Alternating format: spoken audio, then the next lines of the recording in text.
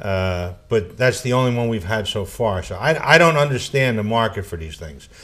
You could buy one for $150. So if it's a resale for stolen property, what are you going to get for $15, $20? I don't see them getting much more than that for it.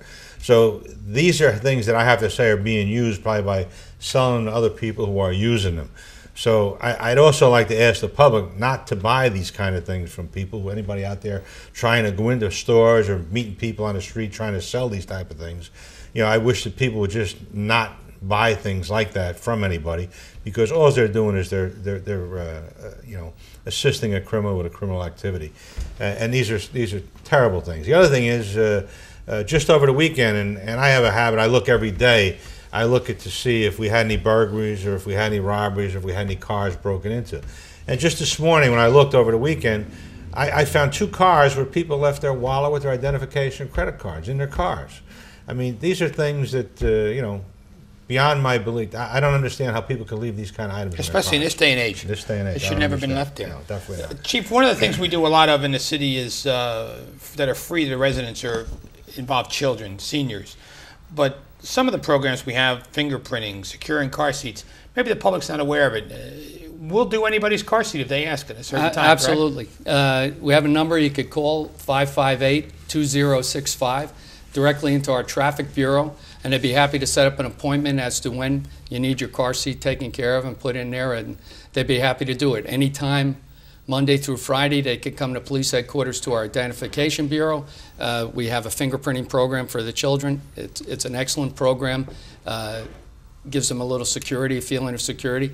So it's there for them. I would wish they would use it. And the neighborhood block watch is something, Chief, you go to the meetings, you assign officers to the meeting, Director, you're a lot of the meetings as well. And we have, I think, 28 of them throughout the whole city. Do we receive a lot of participation in the residents? Because I know I go for them, but I want to hear your perspective.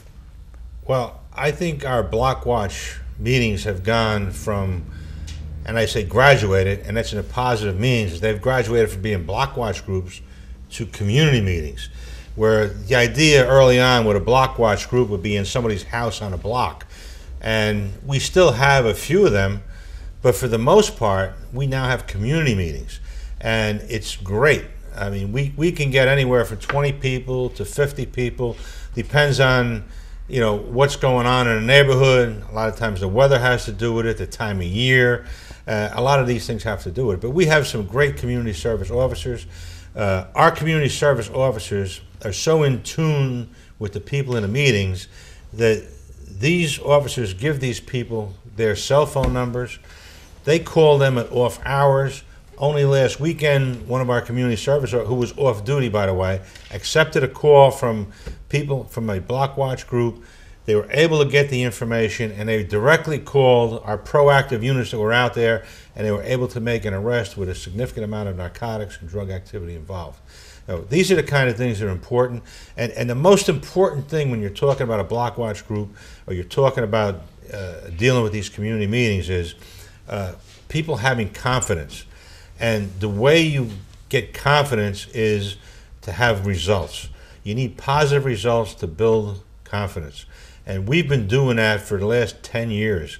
I think we started out, we only had a handful, and now we're up to 28.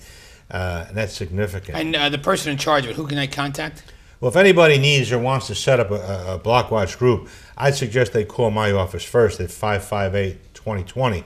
Or if they want to go to an existing one. Or they want, and we'll direct them at that point, whatever information they want. I'll take that information, or I'll call you back, and I'll either direct you to an existing one, or if there's enough information we want to start a new one, then we'll go along that route also. And Chief, when you get the report from the block watch meetings, do we assign officers based on some of the complaints that may occur at those block watch Absolutely. meetings? Yes, and once I get that information, and it's fed out sometimes to our patrol division, sometimes to narcotics, sometimes to another division. Yeah. And sometimes that information will be very helpful in helping erase some minor irritants in the neighborhood. Absolutely. Chief, Director, I want to thank you for taking the time to join us on the show, and appreciate all of your efforts and look forward to working with you over the coming year to reduce crime in the city of Elizabeth. Thanks, Mayor. Thank you. Thank you, Mayor. For Director Jim Cosgrove and Chief Ron Simon, I'm Chris Bolwage. We'll see you next week on another edition of Our City.